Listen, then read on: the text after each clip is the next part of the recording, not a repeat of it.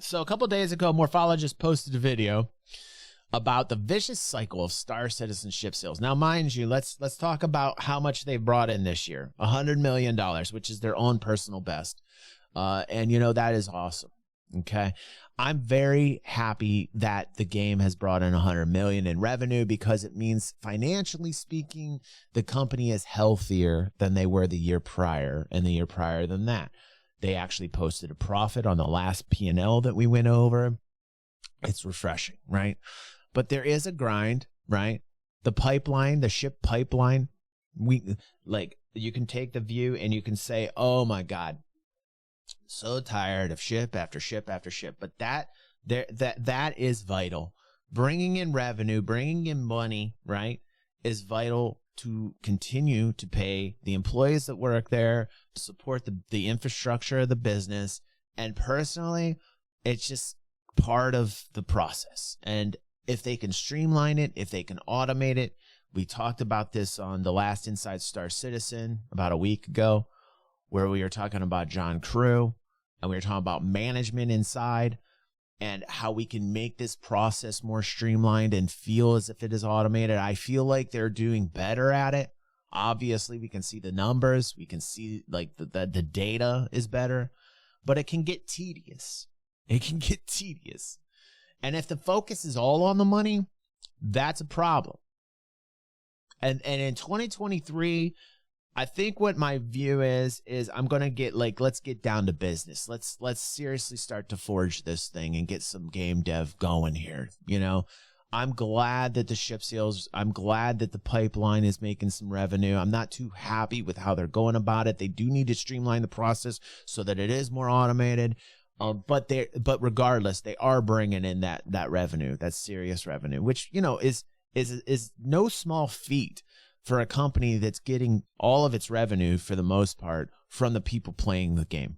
Okay, so let's see what Morphologis has to say about the vicious cycle of Star Citizen ship sales. Star Citizen has a backlog of unfinished ships so big it might take a combined 35 years of developer time to finish them. Understandably then, with the introduction of yet another large JPEG concept ship, the discussion of this practice has once again come to the forefront amongst Star Citizen backers. When is the backlog of unfinished ships too big?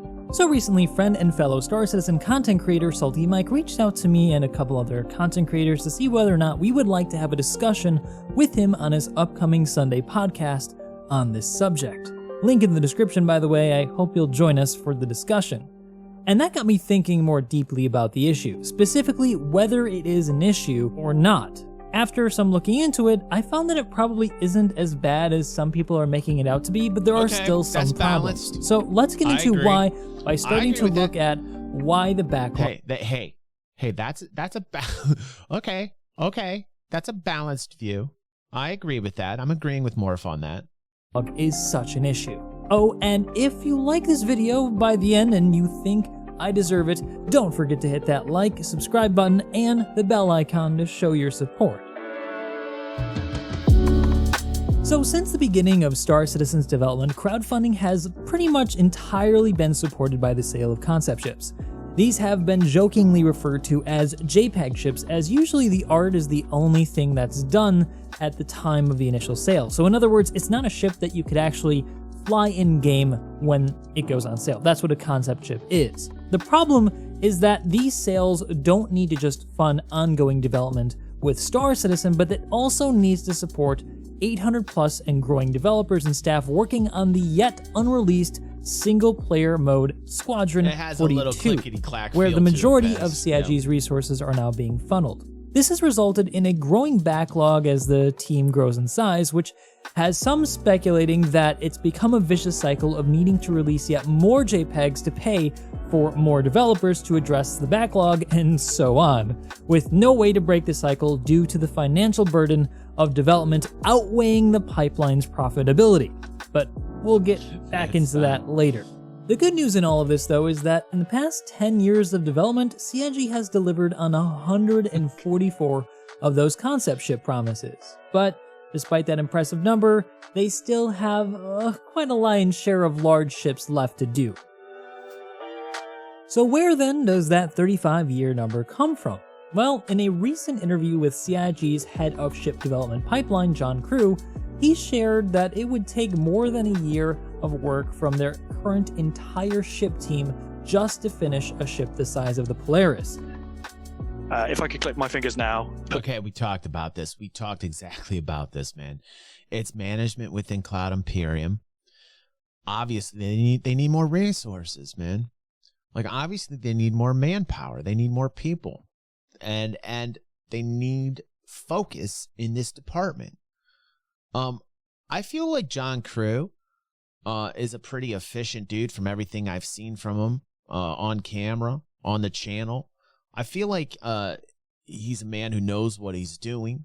So I'm feeling like he's bottlenecked. I'm feeling like the person who's managing John Crew needs to listen to what John's saying and maybe give him some more people on his team, for God's sake.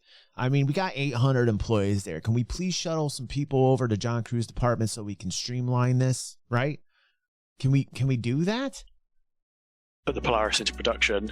That would take out a big chunk of the UK team for maybe 12, 18 months, which means we can't deliver a constant flow of other vehicles in patches. So you could go multiple patches without any vehicle release or Thank you, Jay. Any support for other features coming out. So we have to balance that across not just delivering vehicles, but supporting the other teams. Which is why these ships have been left untouched up until now. It's from this number then that we can begin to extrapolate through some table napkin math about how long it will take for them to finish that massive backlog. Added up, accounting for new concepts being added, that number comes to around 35 years.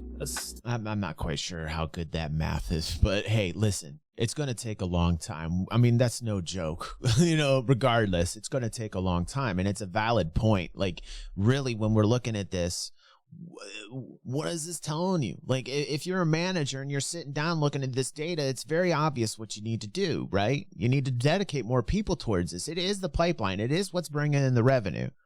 Like 80% at least. That's a very low ball figure. 80% of the revenue brought in is through ship sales. Ship sales is the whole reason why they're so successful in bringing in their revenue. It's through this that we all know about the process, ship sales. We all know about the pipeline, right? What this data is glaring. It's in your face. Hire some people. You're making serious money. You had $100 million in revenue. You can afford an extra 2 or 3 people in this department at least. Let's go. Let's go. Staggering number, but it doesn't exactly tell the whole story. So let me explain. This number isn't linear time. It's purely an estimate taken on a per ship basis added up together. In other words, it's developer time, not actual time. As some of you pointed out when I posted an image of this on Twitter, CIG often develops ships in parallel. So then how much actual time might this take from today? Again, based off John Crew's own estimated time for the Polaris and comments about the commitment required for a large ship, Polaris-sized ships and up would require an entire year of an entire team with no capability of parallel development. So for each capital, we need to look at them as a single year of development. Next, ships mostly done from Squadron 42 like the Javelin and Idris, which still need some work to be ready for the PU according to CIG themselves, may be done in like half a year. And then for the rest, I put them together in accordance with the time that they'll take, taking into account that their larger or smaller sizes would likely enable them to be done in parallel or not. So after all of this kind of guesswork, we came to around 23.5 years, accounting for 1 additional year of development for every year of the backlog's development due to the extremely likely addition of more concepts. I mean, they've introduced more concepts every single year of development. I don't see that changing. However, this number is still probably on the larger side, because we need to take into consideration the fact that the team is likely to double in size over the next couple of years as they have planned, and then the pipeline will also likely become much more efficient, which will enable them to cut this time down to maybe around 7 to 8 years. Again, guys, I'm ballparking here. This isn't set in stone, but something about this number seems to ring true. Because remember that nothing about this table napkin math takes into consideration the 100+ existing ships they're going to need to go back and redo to bring them up to gold standard, some of which will take a considerable amount of time due to the nature of their design, like the modular Caterpillar or the massive 890 Jump, which still needs its interactable ship systems pending next year's new ship systems rework to make like all the different modules replaceable and interactable and reroutable through engineering. And also, let's not forget that the real picture of capital ship development is also rather unprecedented. Alright, so sorry for the long-winded explanation here. I know that there's going to be a lot of buts and actuallys in the comment section, so I just wanted to at least address some of them as far as I could foresee. So then, the short of it is that with everything, 7 to 8 years is probably on the optimistic side. A kind of best case scenario for current and future concepts. Now, a lot can happen in nearly another decade of development. CIG's current model is unparalleled in the industry, so there's not really anything we can look to and say that, they're at this point going to start losing interest and funding will fall off. But despite this, I don't think hope is lost. One thing that I think needs to be considered is the impact of Squadron 42's release. As previously discussed, right now the ship pipeline is the linchpin of Star Citizen's funding. Yes. Despite near all of their resources being poured into Squadron 42 for at least the past 3 to 4 years, the pipeline has continued to support development, from which we can infer means that the pipeline pays for itself several times over. I really don't think people are giving Star Citizen money because of Squadron 42. They've done virtually no advertisement for it. Put another way, if this model didn't work, they would have closed shop already. This means that when Squadron 42 is finally released and actually starts paying for itself in wider sales for those waiting for an actual product, financial burdens for the backlog of unfinished ships will likely be significantly relieved.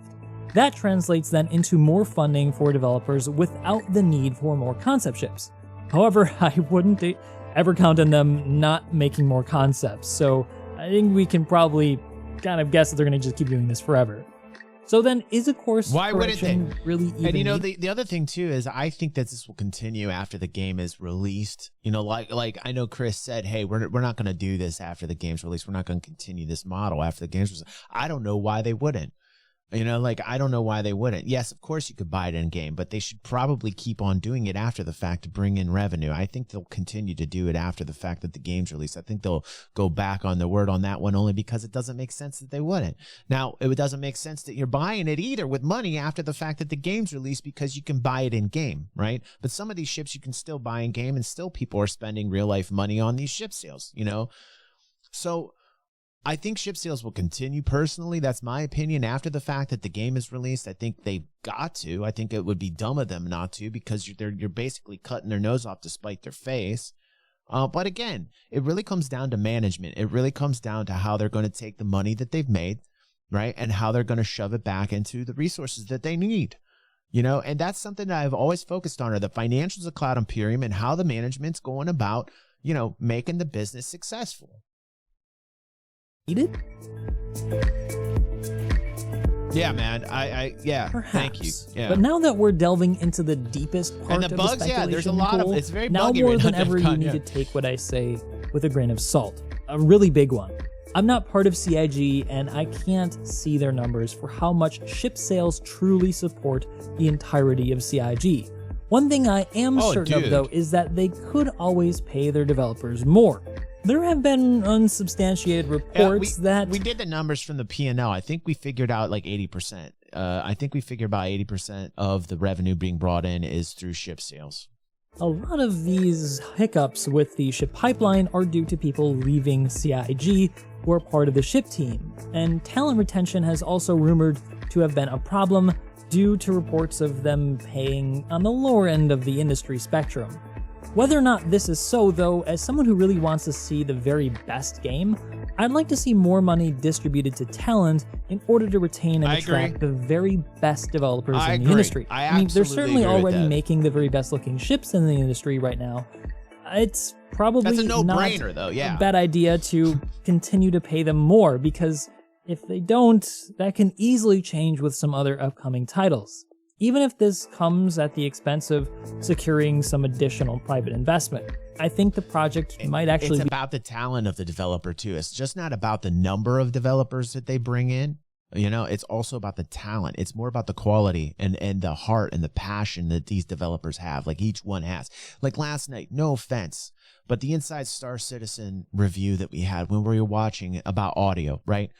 Well, I went a little rant mode last night because there's a dude called Hybrid Audio. He's a content creator and he focuses on audio. He's an audio producer, designer, developer. He's really good.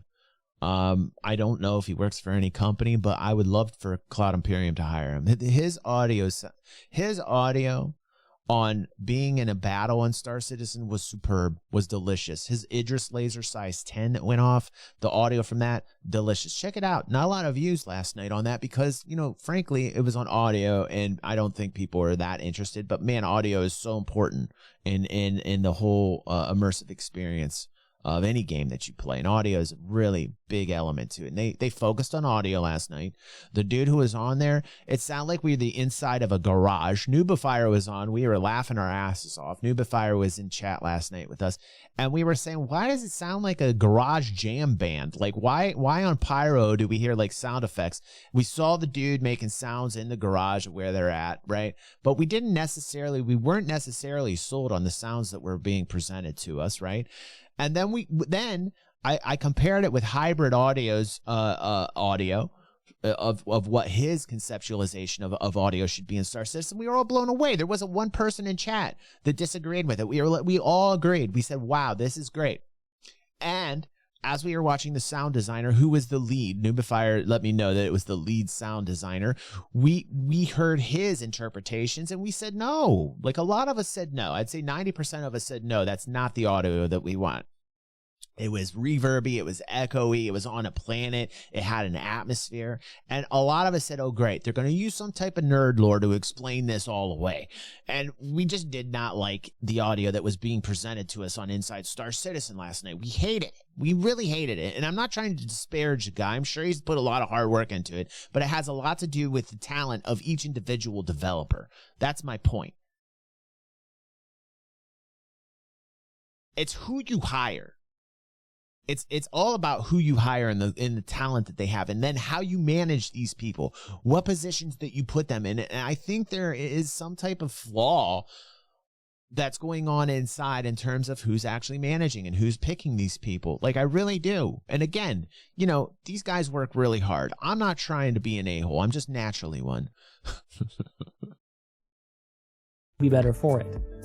As for this practice of selling JPEGs and if it should stop, as someone who wants to see Star Citizen succeed, I don't think it's a bad thing. Donnie was there, okay? If you missed last night, we all had a blast. Donnie works at Cloud Imperium, just got a promotion. He's in there. We told him we need him to do some espionage work for DG360, and he's going to create a pseudonym email, wink, wink, and his name's Donnie Be Good, okay, at least on Twitch. I know who this gentleman is in real life.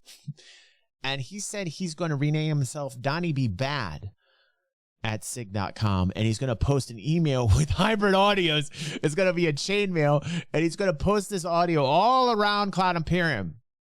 Or not. Thing to support CIG through concept sales.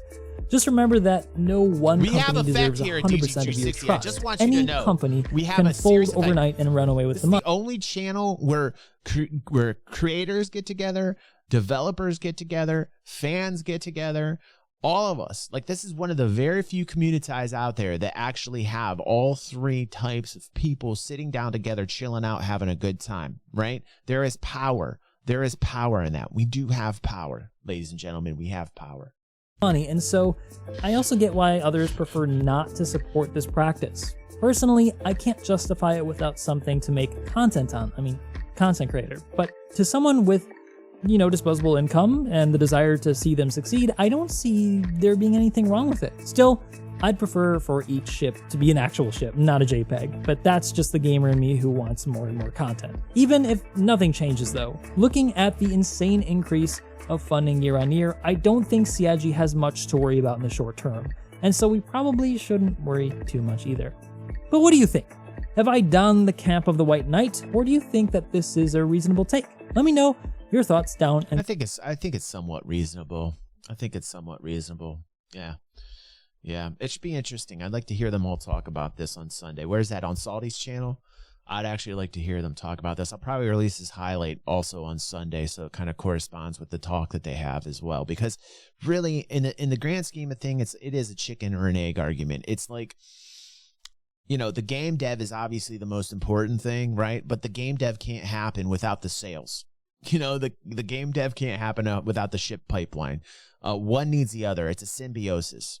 And the problem with saying one is greater than the other is that if one gets more attention than the other, if the sales get more attention, if the ship pipeline gets more attention to it, at least on the surface, right? And the transparency that Cloud Imperium provides, and they're showing us that all that's important to them is the ship sales and there's no game dev transparency, then what happens is it's weighted towards ship pipeline, towards ship sales, and people go, hey man, like this feels too corpo. You guys are focusing on the money too much, right?